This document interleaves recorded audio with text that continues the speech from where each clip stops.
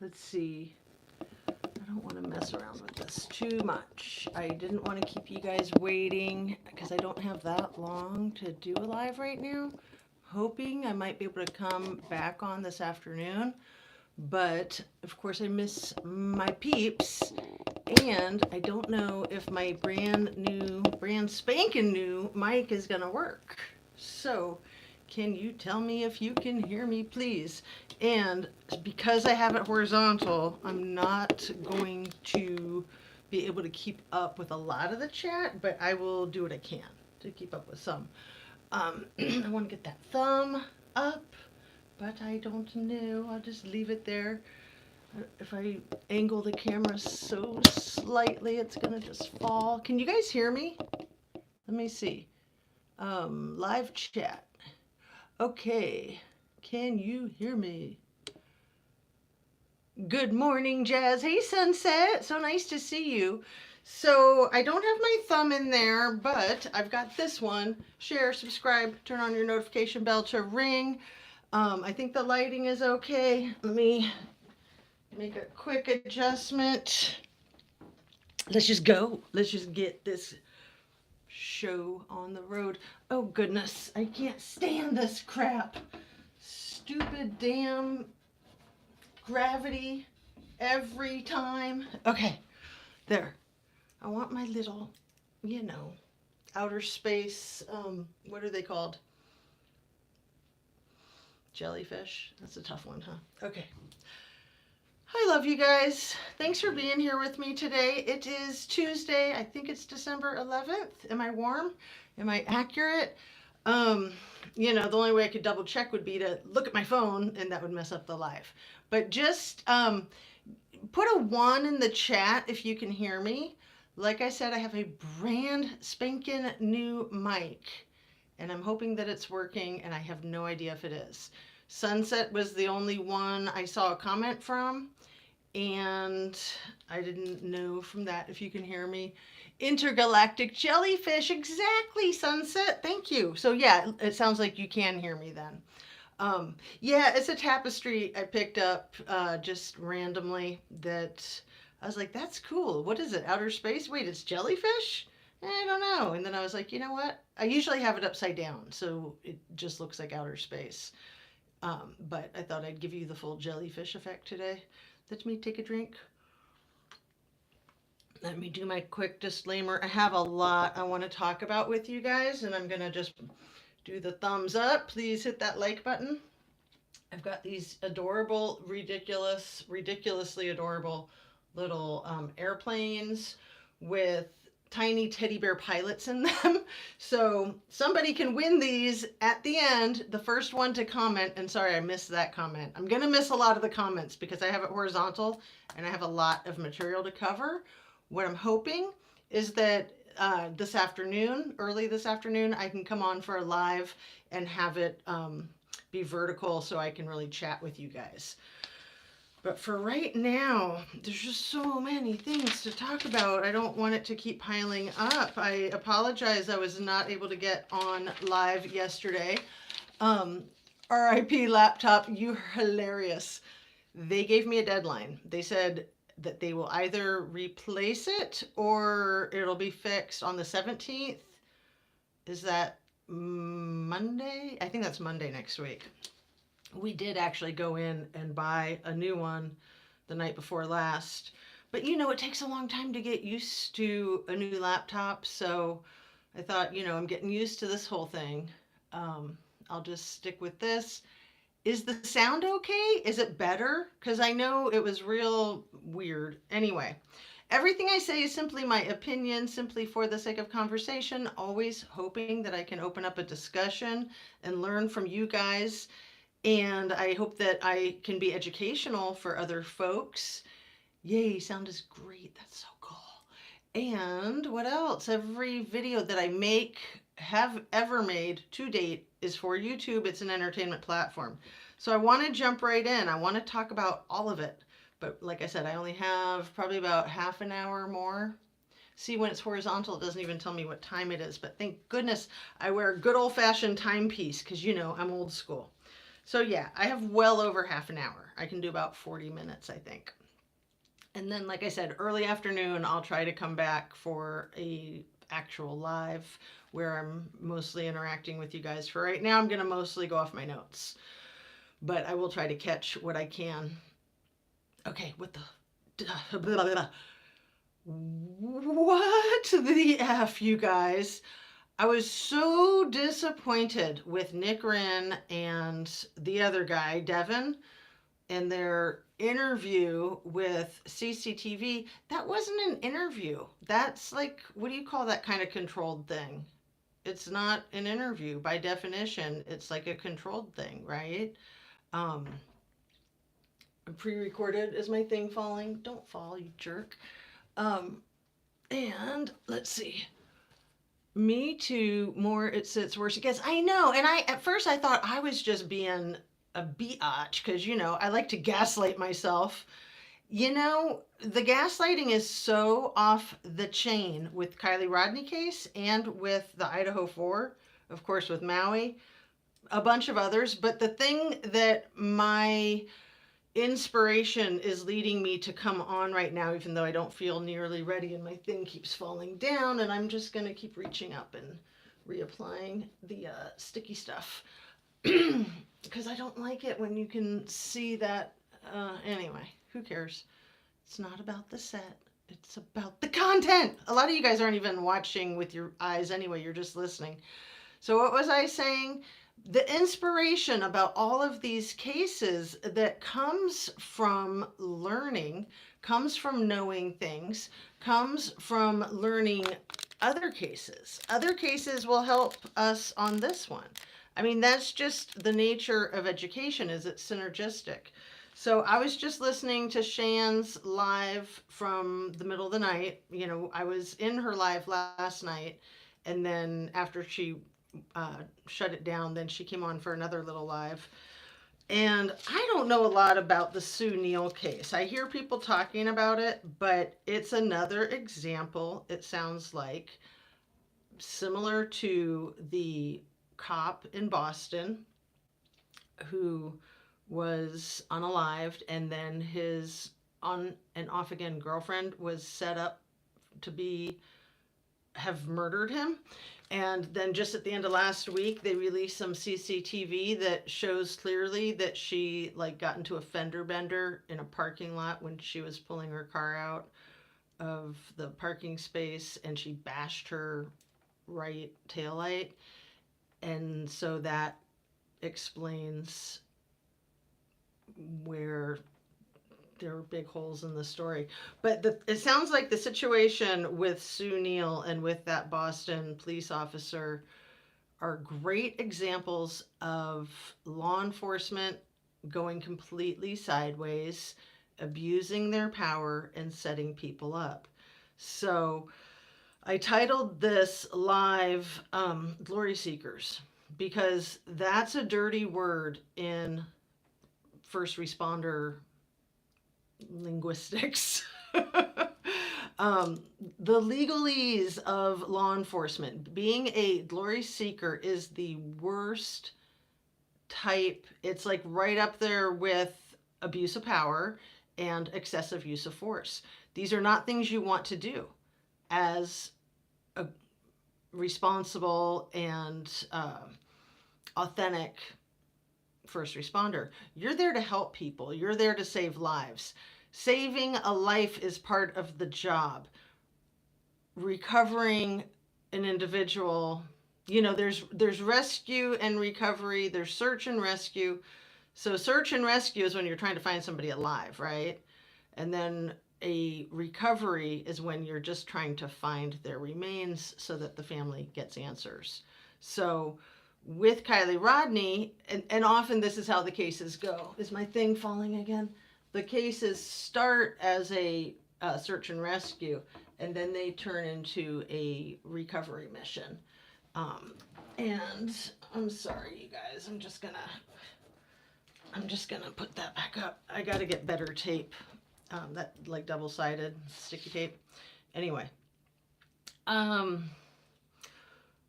glory seekers. Don't do it. Just like don't abuse your power, don't embarrass the entire profession. So when somebody says, you know, I'm going to volunteer and I'm going to help see if I can find this car and this person or their remains, that's what they're set out to do. That doesn't make them a hero if they find it versus not find it. Just like firefighters, police, medics, they are heroes by definition. They will do everything they can to save a life. They can't always. They're still a hero. Even if the person doesn't make it, they're still making heroic efforts. So people who try to swoop in and say, look at me, I'm here, I'm saving the day, those people are not needed. And I'm not saying that anybody in the Kiely Rodni case is one of those people. I'm saying that everybody who does that type of work needs to be really careful that they don't become that kind of person. And that if they're even perceived as being that type of person, it's almost as bad as if they actually are, right? So, you know, another big one is failure to respond to a call. That's huge. And gross sexual misconduct. Those are some of the worst offenses that first responders can make. So I'm sick of people talking about Ms. Kiely Rodni as if she's drowned, because we all know there was nothing in the autopsy to support that conclusion. And that's coming from a doctor. And there's been some really good, and when I say a doctor, I'm talking about Dr. Latina, of course. There's been some really good videos by Ninja Chihuahua and Shan, Squirrels on Fire. I'm sure Mrs. G covered it. I haven't been able to keep up with that girl. I try. I do my best. And there's nothing in the autopsy. I remember Kaz Thinks went over this. And where has our dear Kaz Thinks gone? And Mark, I'm sure, too. Ninja put out a new one. I know. I watched it before Shan played it in her live. And then I watched it in the live. And then I think I've seen it 3 times already. It's really good. She's an expert. And yeah, we don't need to talk about whether Kiely Rodni was deceased yet or not when she went into the water, if indeed that was her that they recovered out of her vehicle. And I guess there's maybe even a question if that was her vehicle, but I don't want to go there. I don't want to be going down conspiracy theory rabbit holes. I want to stick with the facts. Let's go with these are her remains. Let's go with this is her car. Let me stick this stupid stuff back up before I go berserk. I don't like when I review my video, I can't stand seeing that up in the top part where it fell. Okay. I'll get some better stuff for the afternoon live. Hopefully we'll get to do that afternoon live. I can't promise. If not, then we'll get an early start tomorrow. Okay. So,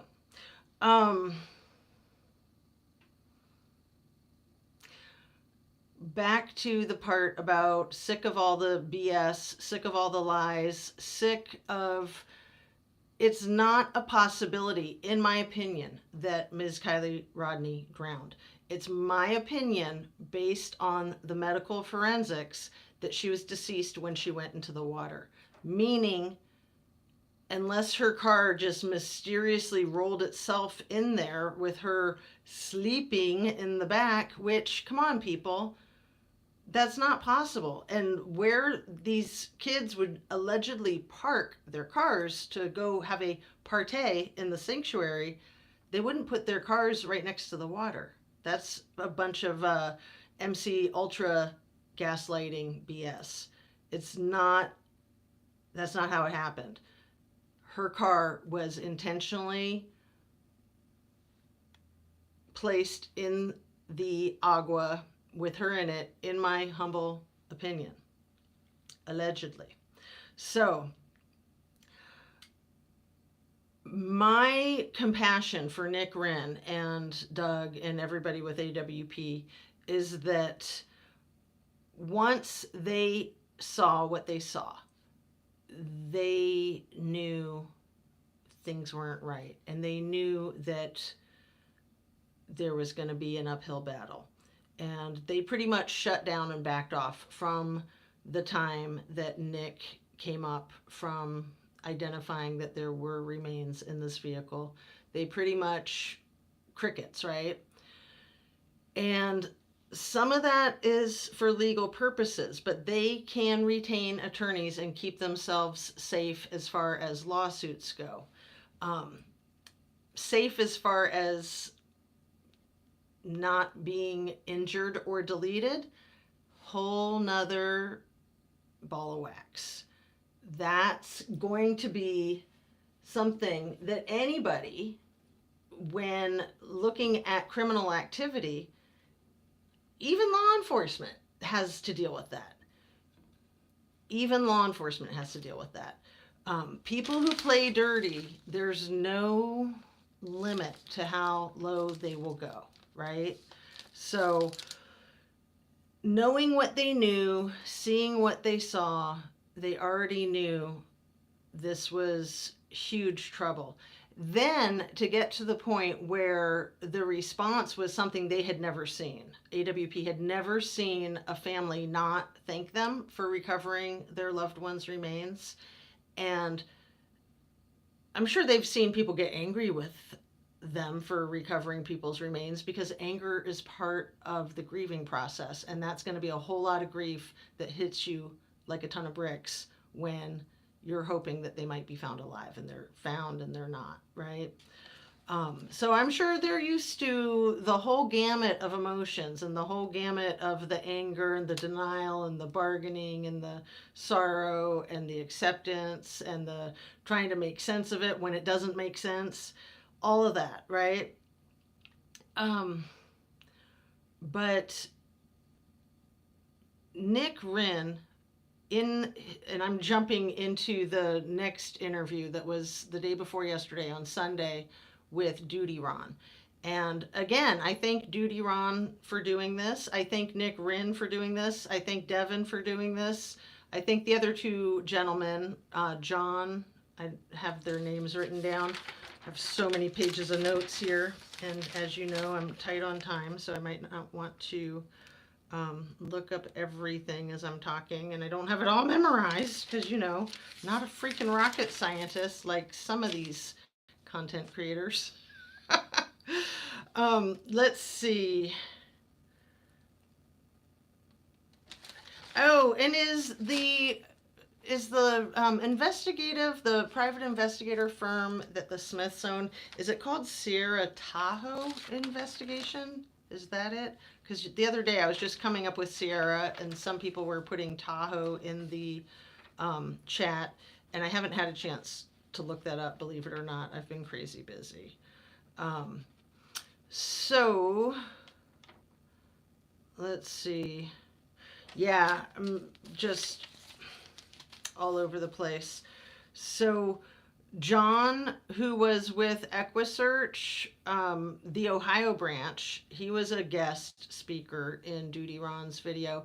And then the gentleman that's often there with him, and forgive me if I'm totally blanking on his name, you guys are welcome to put it in chat. Please do if you'd like. Anyway, Nick called the Kiely Rodni case an incident.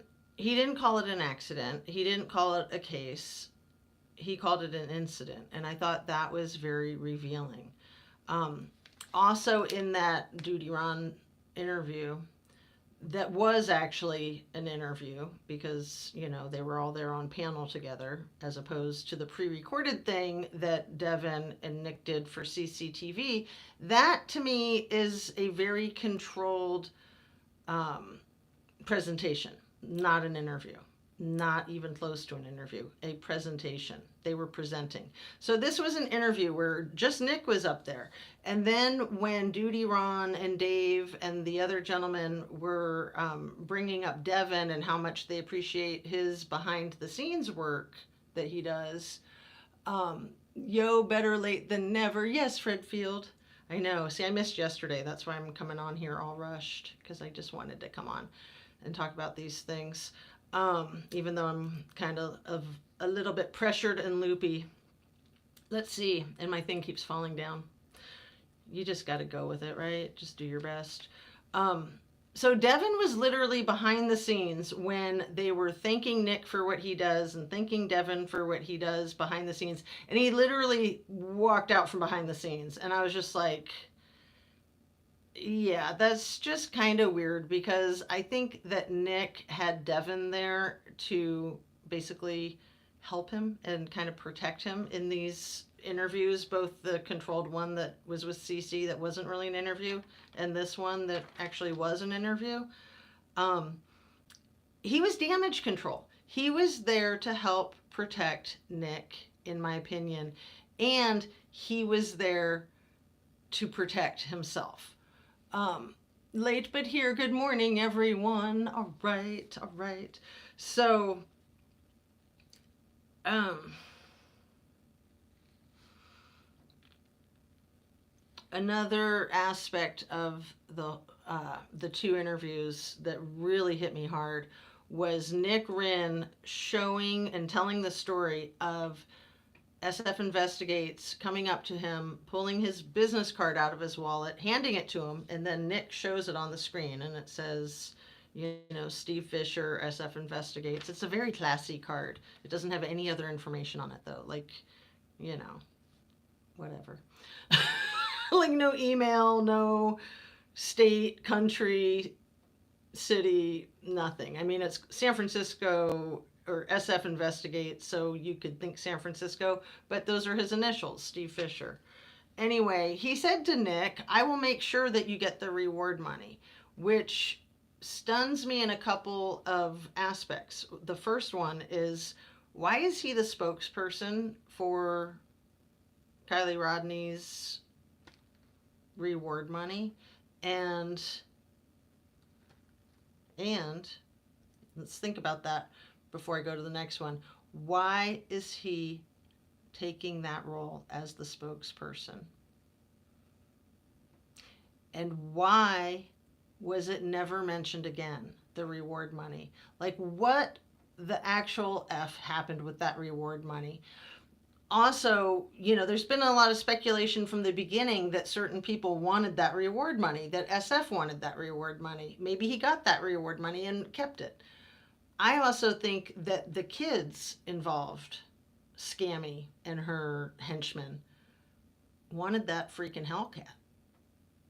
So I'm still under the impression that the vehicle may have been placed into the lake 2 or 3 days before it was found, even one day before it was found, after they cleared it and they were fairly positive that AWP wasn't going to look there.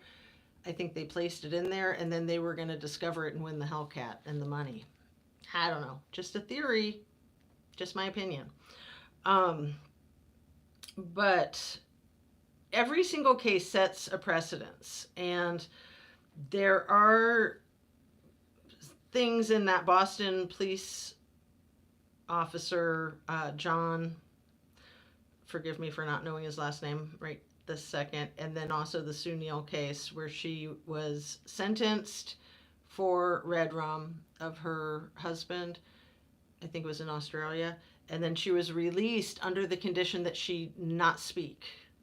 You're not allowed to talk, but we'll release you. Okay, why would she not be allowed to talk? That's weird. But these people in these positions of authority have a lot of power and they can abuse that power. They can basically say and do anything they want, even if it doesn't make sense. People will believe them because of their position, because of their job, because of their title, right? And I'm sorry I can't read the comments, but I do like seeing that you guys are there, so I know that you can hear me. Anyway, each of these cases sets a precedence. So over the weekend, I watched a movie that my Roku told me to watch, and I was like, why? Why would I watch this? It's called All the Queen's Horses. Have you guys heard of it? Oh my God, I recommend it. It's so good. All the Queen's Horses is just about a 1 hour documentary that is about a city official, basically like a city manager, who over 20 years embezzled, 21 to be exact, she embezzled over $53 million from her small town that she was the city manager of. I think about 100,000 people. And she got sentenced to 19.7 years for her misconduct, and 20 years was the maximum sentence. It all resolved, and the sentencing happened, I think, in 2012. Where are we now? We're in 2023. I almost said 2013. So we're 11 years later. She's already been out of jail for a couple of years. So she served 8 years and some odd months for stealing $53 million single-handedly from a city that had like a handful of $1 million a year annual budget. I want to say it was $4 or $5 million. But by the time they caught her, the city was right around $53 million in debt. And she had been budget cutting out of first responders, the fire department, the law enforcement, utilities, everything under the sun. She'd been laying people off, cutting people's hours. In fact, when the financial crisis of 2008 happened, she upped her game. I think she was embezzling like $1 or $2 million a year up until then. And then 2008, 2009, 2010, it was like $5 million a year. Because then she had a great excuse to say, well, the money's just not there. See, everybody nationwide is broke. So a neighboring community with the same size budget, same size population, who had a surplus every year in their budget, in their annual budget, actually wrote a letter to the city council and said, you know, have you guys wondered why you're always coming up short? Because we're wondering why you're coming up short. And the point is that a lot of people would have to know when something like that happens. So usually when something like that happens and people get busted and arrested by the federal authorities, it's usually a whole slew of people that get convicted, because everybody that knows anything is going to be in a lot of trouble for that type of thing. Even if it's not $53 million, you just don't steal government tax funds. I mean, this is real serious business. So in her case, she took the full rap, and the other parties that it was their job to know, like Fifth Third Bank and the company that did the audits, and the investment firm. There were 3 companies that paid millions of dollars in settlement money to try to recoup that $53 million. And they auctioned off all of her 200 thoroughbred horses and everything on her giant thoroughbred ranch farm. My whole point in talking about it is that in this 1 hour documentary, at the end, they say, we feel like it's really important to talk about this because we think, it's our opinion, that this could happen anywhere and that this probably is happening everywhere across the country. And I thought, how does that apply to Truckee? How does that apply to Truckee? So when you keep taking all this money, the only way people don't get caught is when they can put it back. They have to keep moving the money, they can make the money, and then they can return the money before anyone knows. So when you just keep taking the money, eventually you're going to get caught, because you do have to, take a day off now and again. You do have to sleep at night, so you can't stand guard over the records the way people that do that kind of thing stand guard over the records and make sure that they're always in control and they don't take time off. That's how she got caught, was she took time off. Anyway, All the Queen's Horses is the movie. I highly recommend it. I think that it has some insight into what is going on there in Truckee. We all know that they made millions of dollars off of the artificial search and rescue or search and recovery. Millions of dollars. Like, that's just crazy. That is so crazy. It doesn't make sense. And they had 19,000 hours of logged volunteer time or professional time. Like, they were combining it all together. You can't do that. I think it was Ara who talked about how you can't count people volunteering unpaid. You can't count that into your hours of law enforcement out there. You can't mix it. That doesn't fly.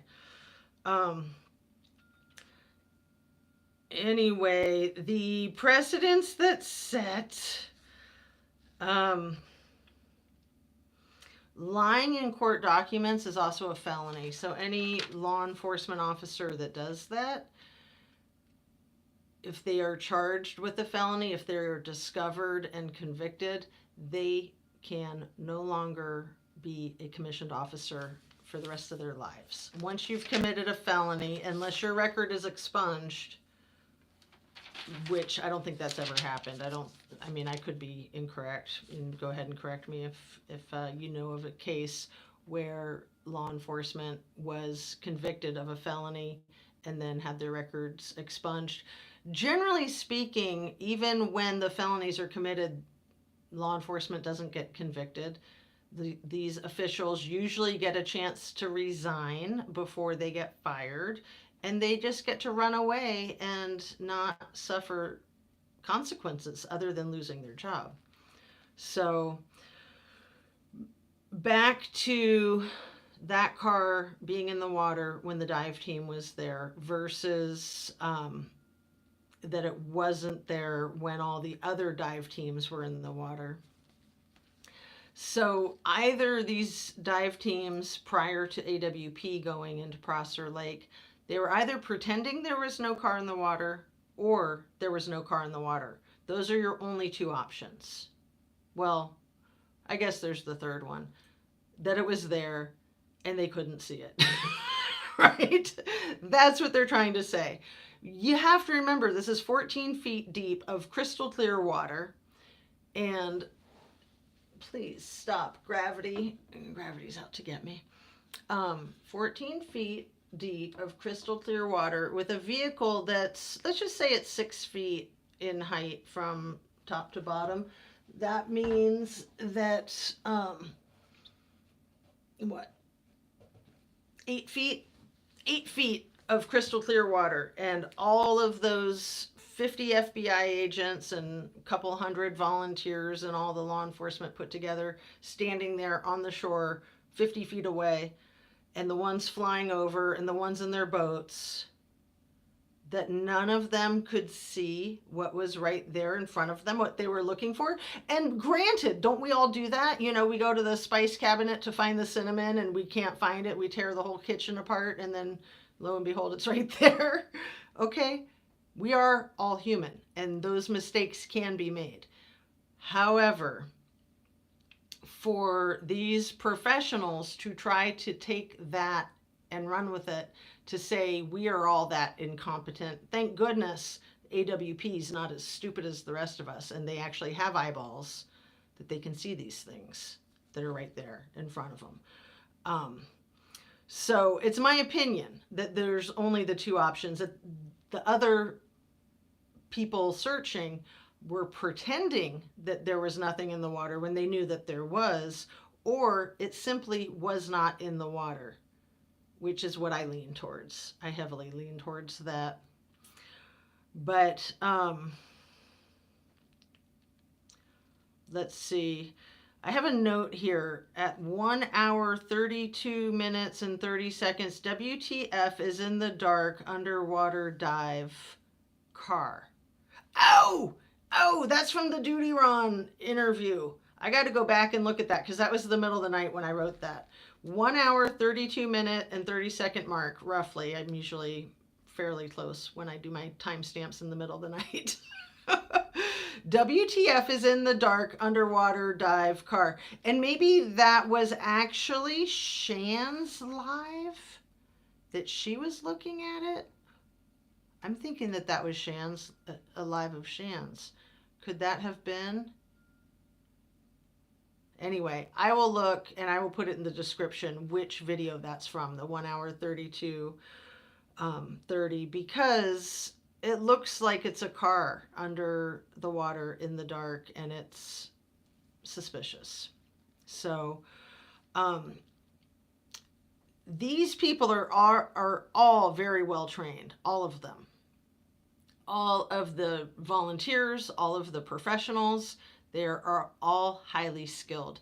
When you live in the Sierra Nevadas, when you're on a rescue squad in the Sierra Nevadas, you have got to be highly skilled or your own life is in danger. So don't let these people tell you that they just are silly little trainees that don't know what they're doing, because that's BS, especially when they come from a 10-year military background. And I was mistaken. I thought that Mr. Wren had 11 years with the Navy. I believe it was 11 years with the Army. But I mean, military is hardcore. They don't mess around. I mean, it's life and death. So he was already highly skilled before he was trained by AWP. And yeah, we know he was in training and that was his first dive with AWP, but he still knows what he's doing. So, again, I have compassion for Nick because he's in a predicament. He's in a dilemma. He's in a catch-22. He's damned if he does and damned if he doesn't. But my thing personally is that we each are our own boss, so to speak, and we do what we think we need to do. If we work for a corrupt company and we go along with the corruption, then we're part of that corruption. So it's up to us. I think the car wasn't there. And as I do believe Nick, oh, I'm sorry. Do you want to reprint that one? I'll try to read it quicker. Nana. I was starting to read it and then I was looking for the name and then it disintegrated. Do the right thing. Exactly. Hence, they couldn't get it started.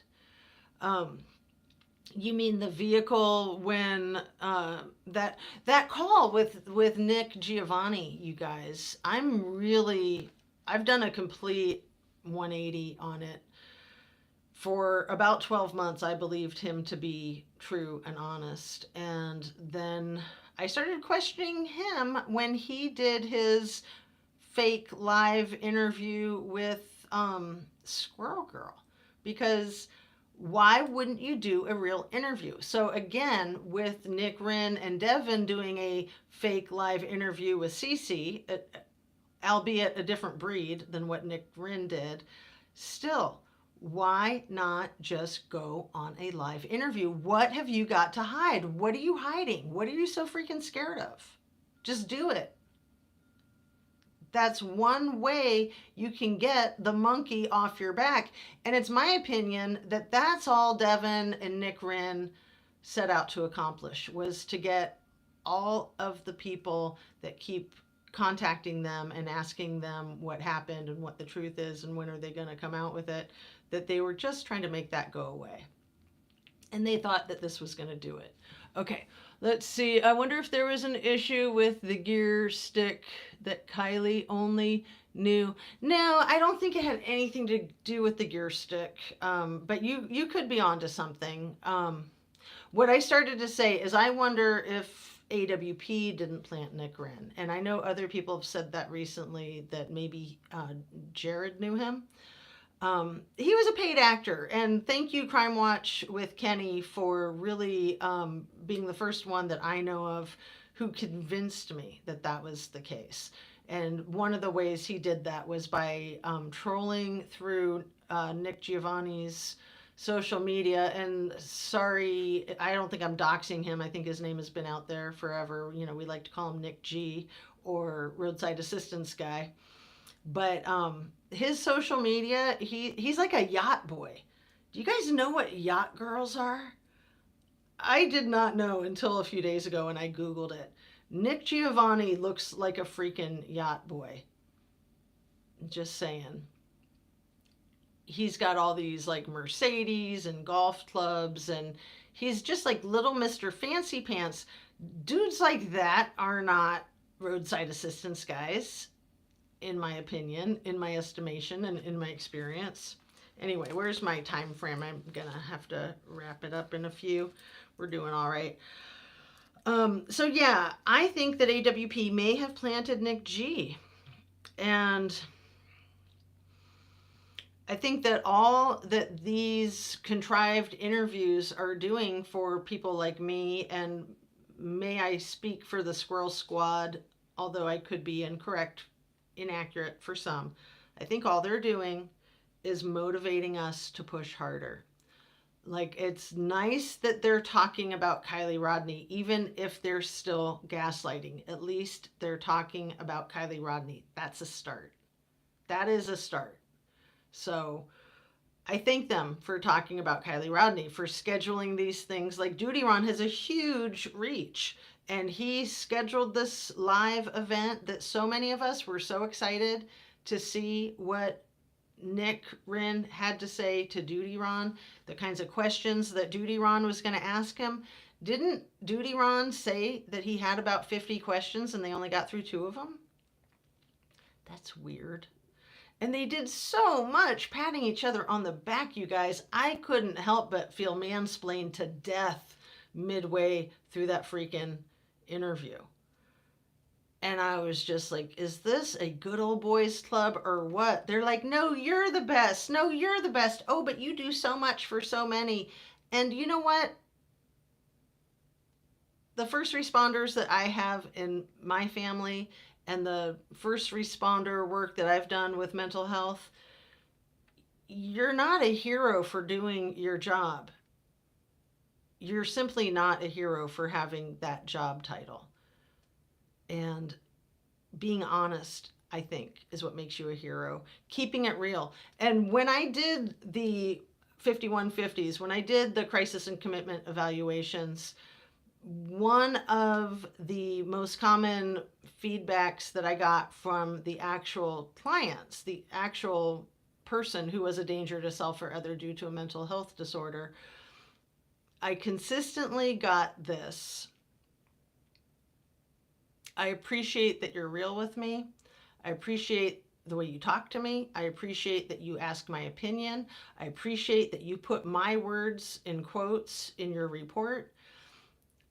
Usually when you're in a situation like that and you're revoking someone's civil rights for 72 hours, they are going to be pissed as shit with you, like violently pissed as shit. Like, they will come after you if they have a chance, or that's what they're thinking that day. It's like the worst day of their life, and you just made it a whole lot worse. However, I consistently had people thank me by the end of the interview, by the end of the hauling them off in a white straitjacket, so to speak. I mean, that doesn't happen. But I consistently got thanked. The couple of people that were still livid with me by the end of it, and I'm just talking about the clients, I'm not talking about the doctors or other officials. They were always mad with me because they always had a different opinion. And they thought that they had that authority. And in every state except Washington and Alaska, they do. But I did this in Washington state. So 2 people that were still mad at me by the end of the interview and by the time that they were detained. And one of those people I saw in the grocery store about a year later, and she came up to me and thanked me. And she told me how mad she was that night, and that it took her a few weeks, and then she realized that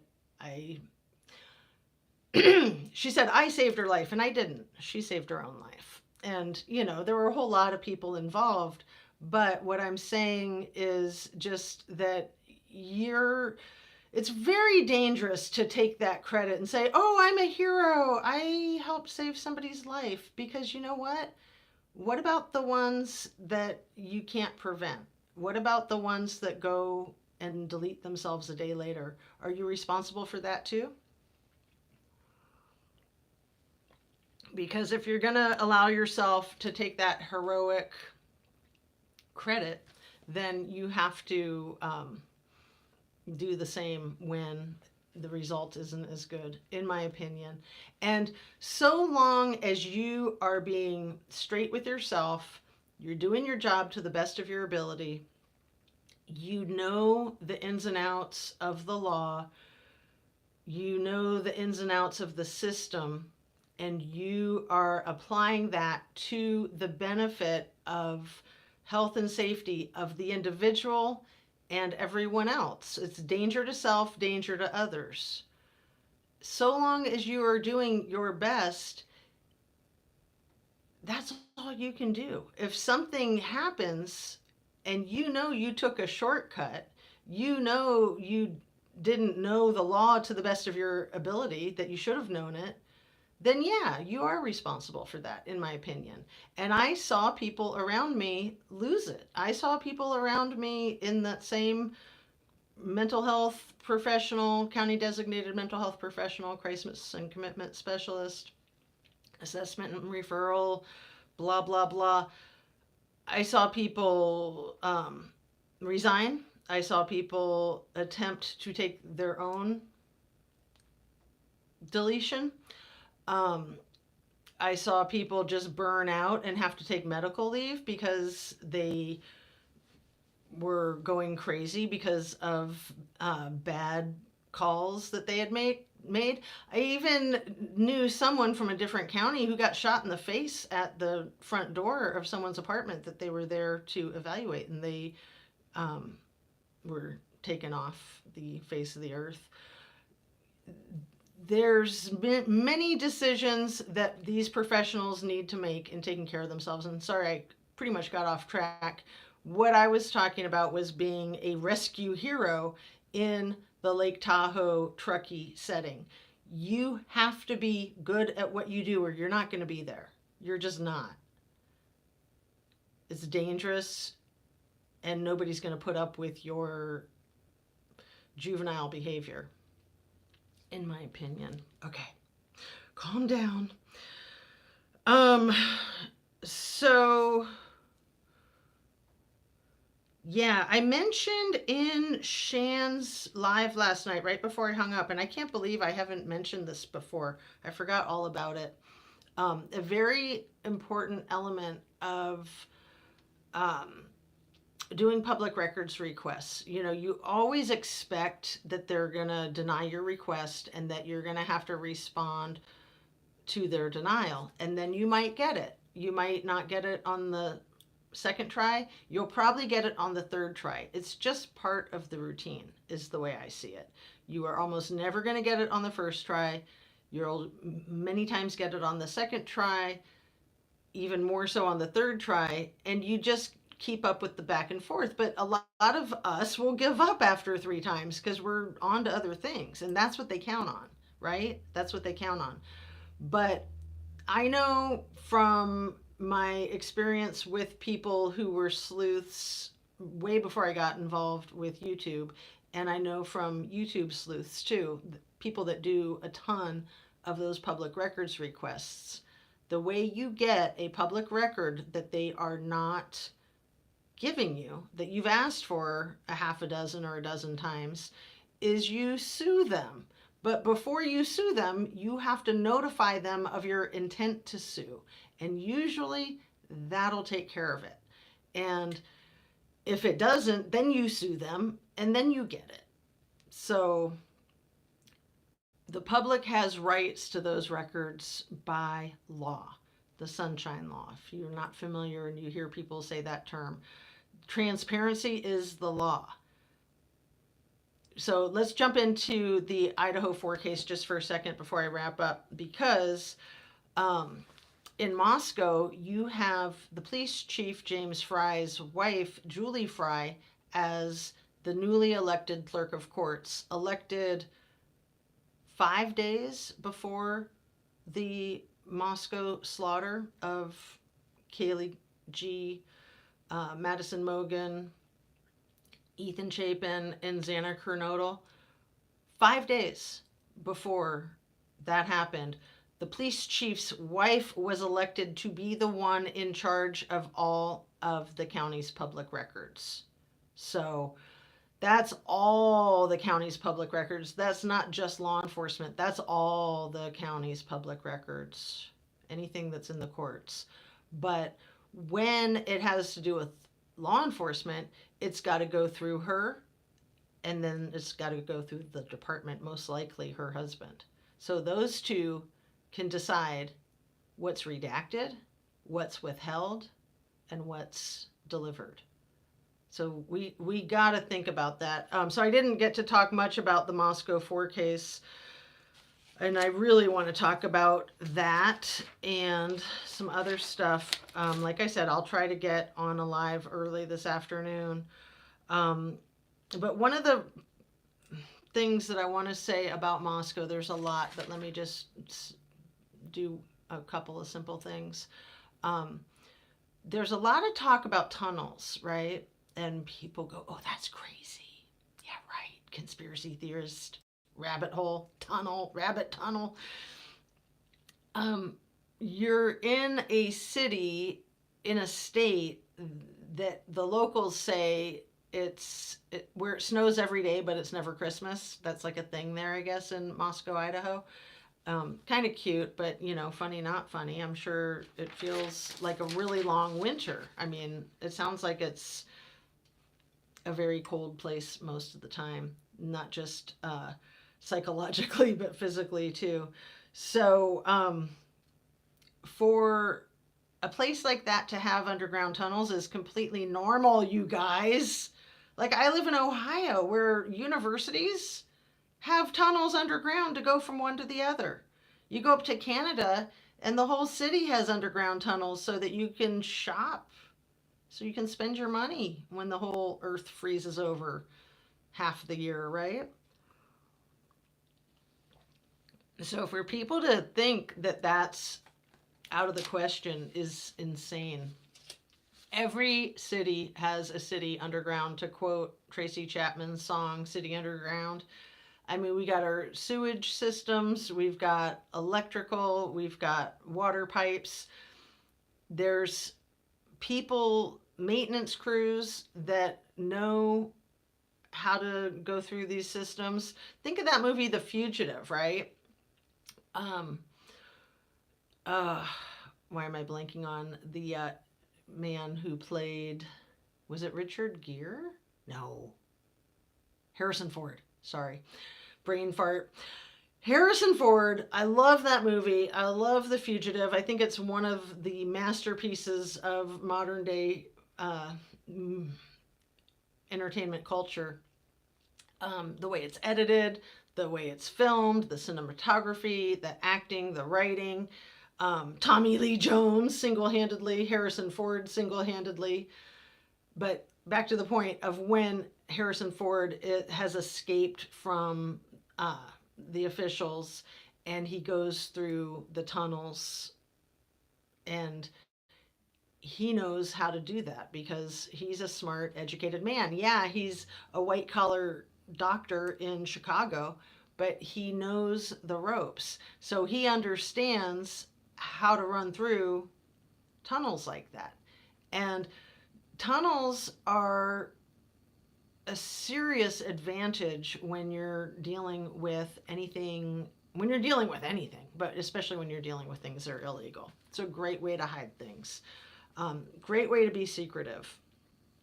So let me just choose one other aspect of Idaho 4 before I wrap up. And I'm so glad that I caught this one because I want you guys to help me. So when we reconvene early afternoon today, and if it doesn't happen, but I think it will, then we'll make it happen tomorrow and hopefully earlier in the day. So the first person, when we wrap up right now, the first person to comment can win these ridiculously cute teddy bears and airplanes. There's 2 of them. So they're a team, they're a couple. And then you just need to email me your address and I'll send them to you pronto. I'll show you a really cute pair of earrings I just made. I mentioned these the other day. They're elves. They got no faces. They got 1 leg each. But they do have 2 arms each. despite the fact that they were originally only one arm each because of a shortage of beads. Anyway, I don't think I can give these away on my next video, but I want to. So I'm going to try to get more supplies so that I can remake them and that I can share them, because I just felt like they're so cute. I can't show them to you guys unless I'm going to give them away. So I'm going to commit to that. I'm going to give these away this afternoon, or if the next video is tomorrow. The next video, these will be a giveaway at the end. So stick with me, please. But this is my question. Come back and answer it either this afternoon or tomorrow if you can. Or you can answer it right now in the chat if you can. When did Kiely G leave Moscow? When did she pack up and move to her parents' home with her dog? And then she came back for that weekend to show off her new rig and to go to that party. And she brought Murphy with her, which I find so interesting that Murphy was going with her back to her parents' house and then back to college, and then apparently back to her parents' house while she was going to go travel Europe for a month before she moved to Austin, Texas for the job offer. But in my estimation, she moved out of her room, out of the 1122 King or Queen Road residence about 2 weeks before this awful, heinous event. And keep in mind that about 2 weeks before this awful, heinous event was the alleged combat, psychological or physical, I'm not sure, both, with DM and Xana, right? We've all heard about that fight. And so back to the Kiely Rodni case as we wrap it up. We all know who Kiely allegedly got in a fight with that night at the alleged party. Why won't Nick and Doug, they can say it without saying it. They can say like what I just said. They can say it without saying it and be legal. But would they be safe? My guess is the answer is in the question. So peace out, you guys. I'm going to show my little share, subscribe, ring your notification bell, and please hit that like button, and have a really good rest of your morning.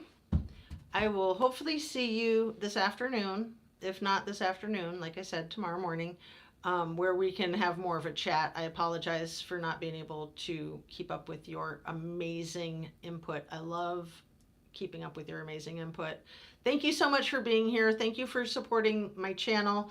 I love this creative outlet. It helps me feel like I have much more of a purpose and an understanding and just a community. So, oh, look at my community post from last night. I got the cutest, most adorable little squirrel cult at the one of my favorite shops over the weekend. So look at my community post. You'll love it. I don't know where to get them, but I'm going to try to find out because it's just so ridiculously cute. So I put a post of it up last night. And peace out, you guys. Have a great rest of your morning. I hope that you're feeling good today, physically, psychologically, emotionally, intellectually, all that stuff. Be good to yourself, be good to other people. Kindness is key. And being honest, I think, is just as key as being kind. And, you know, sometimes like that old song, you got to be cruel to be kind. So I do want to apologize for any meanness that it might come off when I get so fired up about the Kiely Rodni incident.